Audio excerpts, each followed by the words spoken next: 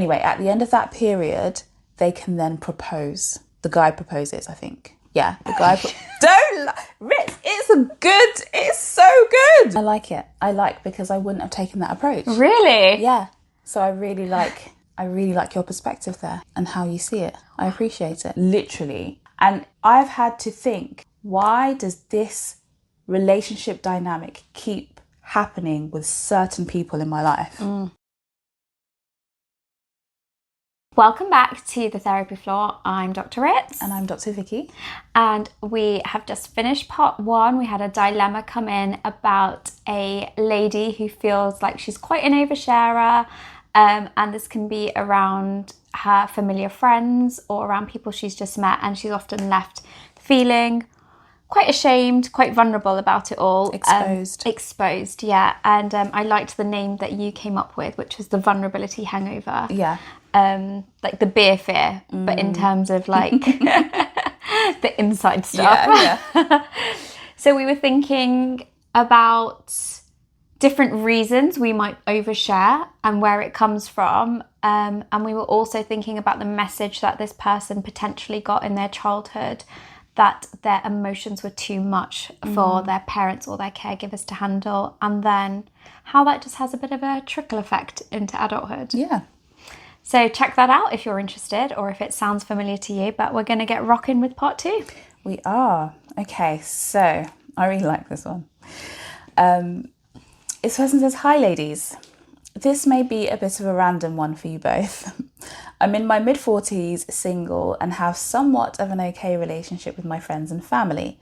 However, after watching Love is Blind," I did say it'd be random, "I recognise similar behaviour from one of the people on there.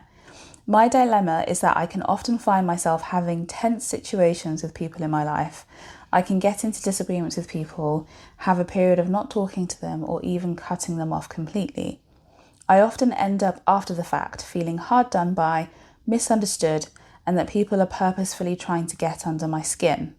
But now I'm questioning whether I'm the problem. They say if you find that you're the common denominator, then you may need to rethink where you're putting the blame. So, how do I know if I'm responsible for these situations or whether it is in fact everyone else that is the issue?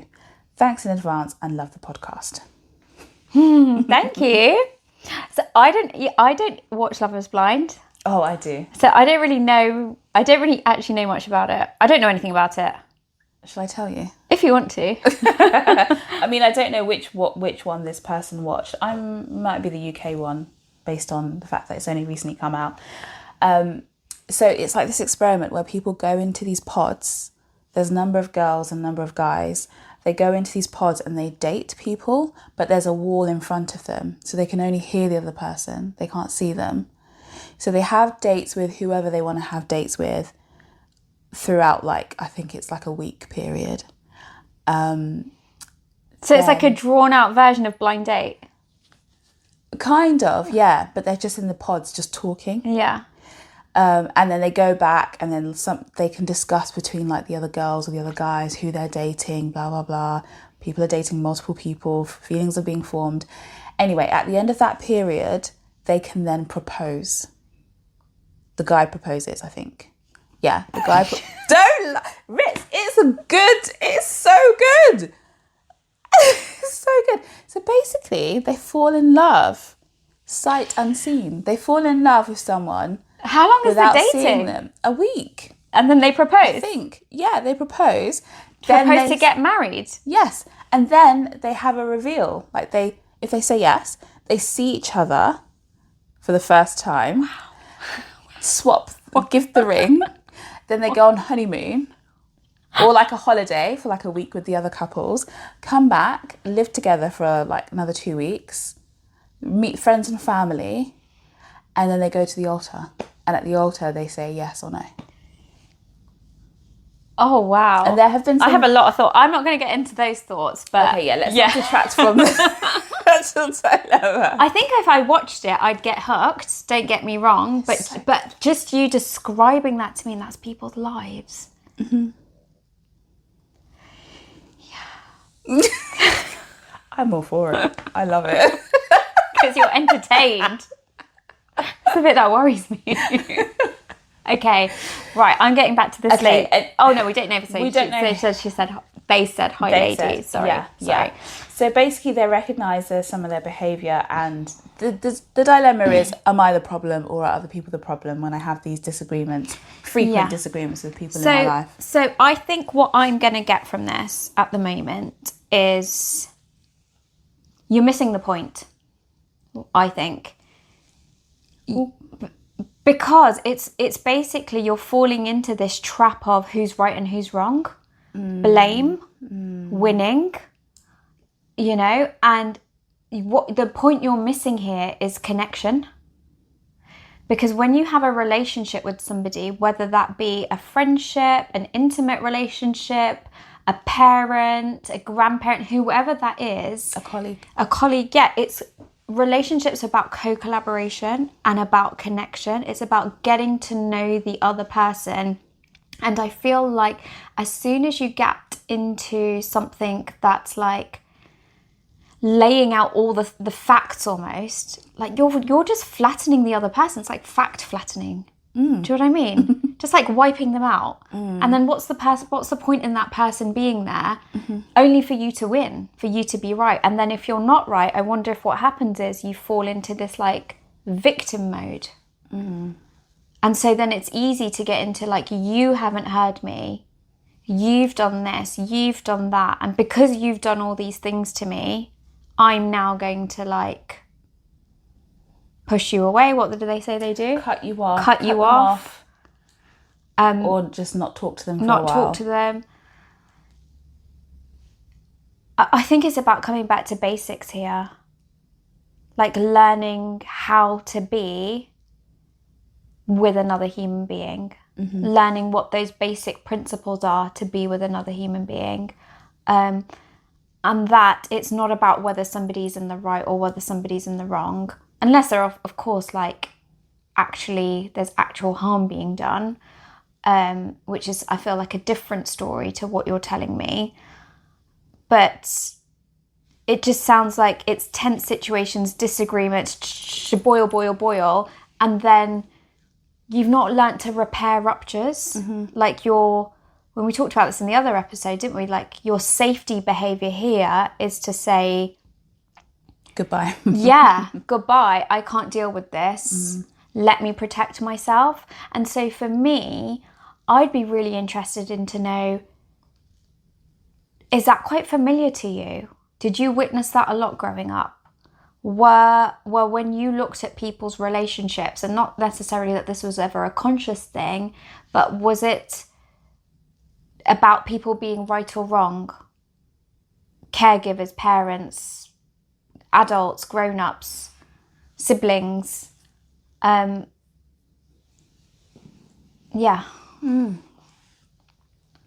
just feel like they're missing the point. I like it. Because I wouldn't have taken that approach. Really? Yeah. So I really like your perspective there and how you see it. I appreciate it. Thank you. Yeah. What came up for you? Okay, so what came up for me was my experience of working in a complex presentation service in the NHS, aka working with personality disorders presentations. And now, as a counselling psychologist, I'm not a fan of diagnosis and labelling, because our whole ethos is we stay with the person on their journey and we really normalize their experience, their unique experience, because of the circumstances they were brought up in, the environment that they grew up in, their way of looking at the world, their perception, their emotional regulation, their emotional level. Some people are more sensitive, some people, whatever it may be, their unique makeup, how that has led them to where they are right now. At the same time, I have worked with clients who have had a similar struggle of relating with other people. And then it is important to think about, what part am I playing in this dynamic that we are co-creating, as you say? And I think that can be really helpful without the self-blame, without the it's them, it's me. That's it, right? Yeah, but taking ownership of what you do or who you engage with or the kind of person you engage with, that brings out this sort of triggering you, trauma, whatever it may be, response. So I actually think that this is something that probably needs to be unpacked in therapy, because there could be so many different things that are contributing to your experiences of your relationships with people. 100%. Yeah. And I'm also thinking about my own personal experience with, and this is me sharing, and I'm like, am I oversharing? I'm wondering what you're about to share. You're giving me the eyes like, Vicky, don't do it. Let's see. I'm thinking about, times where I have wondered about certain types of relationships that I've had in my life where there is a similar dynamic that unfolds. So it's like the same situation, the same dynamic, but with a different face, literally. And I've had to think, why does this relationship dynamic keep happening with certain people in my life? And I've had to take ownership of what I've done to contribute to this, to attract this, to accept it, to whatever it may be. And I've also had to think about what the other person is doing. But ultimately, I can only take accountability for myself. And taking accountability may look very different in different circumstances. It may look like saying sorry. It may look like going to therapy and realizing what your triggers are. It may look like distancing yourself from certain types of people. It may look like doing couples therapy, family therapy with the other person. It can take on many shapes and forms. But yeah, that's literally what I was thinking. But I really appreciated your perspective on it, and you came up with a bold statement, and I was like, oh. But yeah. Which one was that? I hate when someone says that to me, especially in therapy. I don't hate it, but when they say, when you said, I'm like, what did I say? Well, you started off with saying you're missing the point. Yeah, but I liked that. Yeah. Because you could easily fall into, it's them or me? When, they're missing the point here. The thing is, it's always going to be both of you. That's why I'm saying you're missing the point. Because even if, let's say, You need to trademark that statement. It's always going to be the both of you. That can be the episode name. Yeah. The title. Yeah. Because I'm thinking about your situation, which I know about, that you've just shared. Yeah. And it was the both of you. Yeah. Because it was what you were bringing that have allowed these other people to show up with those behaviours. And it wasn't until you decided to make a more like reflective change, I'd say, was when change could come about. So that's why I was quite powerful, or was saying that with such gusto, is like, we don't interact in this world in like these individual bubbles. In a silo. Yeah, that we like come into contact and go boop and boop, these little bubbles. Like every time we get into spaces with other people, it's a co-creation is going to happen, and you will trigger something in them and they will trigger something in you, and neither of you have to be right or wrong. Neither of you have to be right or wrong, unless it's harm. I feel like we can all agree on harm. Yes. But intentional or not. Yeah. Unintentional. Yeah. But when you get into they did this or you said this, actually you just totally miss the point. You totally miss the opportunity for repair. You totally miss the opportunity for feelings, for listening, for curiosity, and then also using that knowledge to then take responsibility and ask yourself, you know, does it work for me? And not in a way where you're like, right, I'm just going to cut you off. Because I feel like that can be quite aggressive. It can. Yeah, and like punishing. Yeah, punitive. Punitive, that's the word. But actually, like, more of a place of acceptance. Like how you've said, you know, I noticed a cycle and actually it just doesn't work for me anymore. It doesn't work for me anymore. Yeah. And I can acknowledge my role that I've played in that and how I've allowed things that actually I've been maybe quite upset or angry about, as you've been saying. But we're all bringing something here. We're all bringing something to the table. Yeah. Yeah. I want to say no one is special. From like, but it wasn't me. You know, because that's such an easy statement for people to make. It's a bit of an infantile one, to be honest. Yeah, and that's why I'm saying no one is special in that sense. Yeah, yeah. Because it's quite like it's almost like I'm untouchable and quite special. Yeah, yeah. Yeah. I'm being quite ruthless with this one. I like it. I like your ruthless side. Don't think you bring it out enough. Really? Yeah. Should I do it more? Yeah. I appreciate it.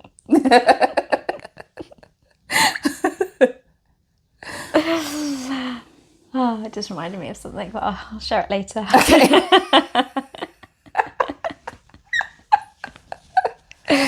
I feel like I'm in quite a cheeky mood today. Yeah? Yeah. What is it about today? I think it was that light bulb moment that went off on the way I was driving here. Like that truth bomb went off in my head. I felt quite empowered by it. Yeah, there's nothing like the truth to set you free. I am free today. You're going to hear it all. Although we're about to wrap up. Yeah, that's a good one. That's a good dilemma, isn't it? Yeah. And that's a good question to be asking and to be pondering. But like Ritz says, maybe change the question and think about what is the point here? And is this the way to get to the point? Yeah. Or to get my answer? Yeah. Or to change something and maybe not? Yeah. Doesn't matter. Can take up a lot of energy focusing on that. Yeah, but focus on something that actually can move the needle forward. And I think conflict resolution is one of those things, like being really good, getting better. I think that's a skill that we're not necessarily taught, but we should be taught how to resolve conflict well. Were you taught that? Like, have you ever in your childhood seen people apologise, grown-ups? I don't think kids see grown-ups apologise enough. Yeah. And that's conflict resolution, like taking responsibility. Yes. And saying, even if this wasn't my intention to hurt you, I can see that it did and I'm sorry. Yeah. This is what I meant. Yeah. Because it's all about self-protection, isn't it? If we're not comfortable in doing that, it's because that we want to protect ourselves.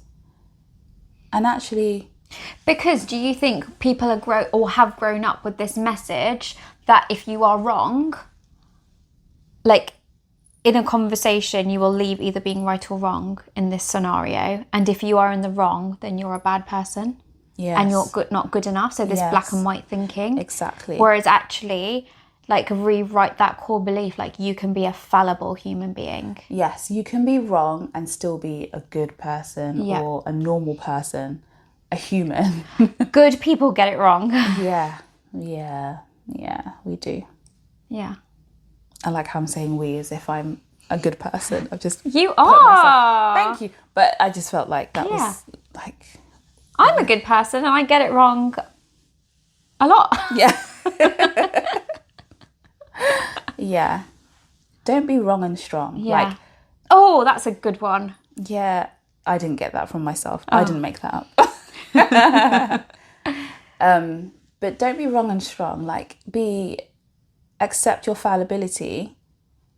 And then again, when you can accept your fallibility and you share that with other people who have the ego strength to really see it and know it will know that, oh, okay, it's okay for me to be wrong too. Yeah. And to get it wrong and let's try again. That's the repair. Yeah.